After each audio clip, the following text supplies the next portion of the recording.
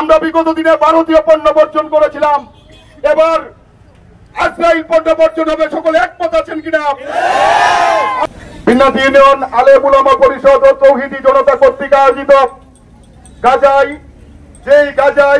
যেই ফিলিস্তিনে হাসরের ময়দানের মাঠ হবে, সেই রাফাতে গত কয়েকদিন যাবৎ নির্মমভাবে নির্যাতন করে, ড্রোন হামলা করে, বোমা মেরে আমাদের মুসলমান শিশুদেরকে, ভাইদেরকে, মা বোনদেরকে নির্মমভাবে নির্যাতন করে হত্যা করা হচ্ছে। তার ওই প্রতিবাদে আজকের এই প্রতিবাদ সভার সম্মানিত সভাপতি, উপস্থিত তৌহিদি জনতা, আজকে এমন একটি পর্যায়ে দাঁড়িয়েছি আমরা। উসামা বিন লাদেন ছিল সন্ত্রাসী, তাকে সন্ত্রাসী আখ্যা দেওয়া হয়েছে। গাদ্দাফিকে মেরে দেওয়া হয়েছে, সাদ্দাম হোসেনকে মেরে দেওয়া হয়েছে, হত্যা করা হয়েছে। প্রশাসনের বিচারের মাধ্যমে ইমরান খানকে জেলে আটকে রাখা হয়েছে। ঠিক তখনই গাজায় আমাদের মুসলমান ভাইদেরকে হত্যা করা হচ্ছে। বন্ধুরা, শুধু তাই নয়, যে এই গাজাতে বাইতুল আকসা মসজিদ, ইসলামের প্রথম কিবলা, সেখানে বাইতুল আকসাকে ধ্বংস করে দেওয়া হয়েছে।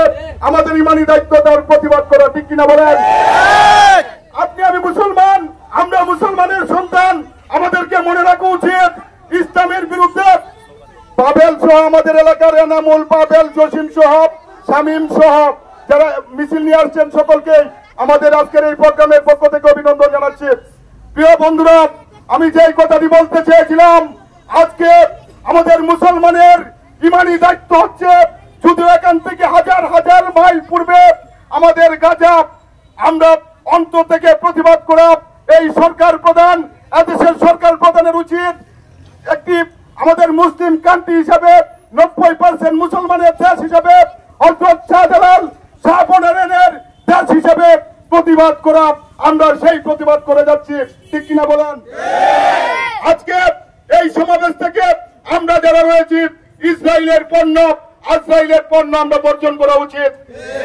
আমরা কোকা-কোলা না খেলে বাঁচি না, তারপর পরিহার করা উচিত। আমরা বিগত দিনে ভারতীয় পণ্য বর্জন করেছিলাম, এবার ইসরায়েল পণ্য বর্জন হবে। সকলে একমত আছেন কিনা? আমরা বিগত দিনে আমাদের প্রিয় নবী, যেই নবী জন্ম না হলে দেশের আরো কোটি জন্ম হতো না, হযরত মুহাম্মদ সাল্লাল্লাহু আলাইহি সাল্লামের বিরুদ্ধে কটূক্তি হলে আমরা মুসলমান হিসেবে প্রতিবাদ করেছিলাম, এবারেও প্রতিবাদ করি।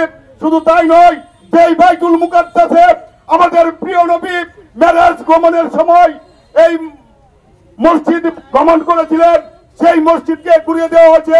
আমাদের ইমানি দায়িত্ব, মুসলমানের ইমানি দায়িত্ব তা প্রতিবাদ করা। সেই প্রতিবাদের আহ্বান জানিয়ে আমি আমার বক্তব্য শেষ করছি। আল্লাহ হাফেজ। বাংলাদেশ জিন্দাবাদ, বিশ্ব মুসলিম জিন্দাবাদ।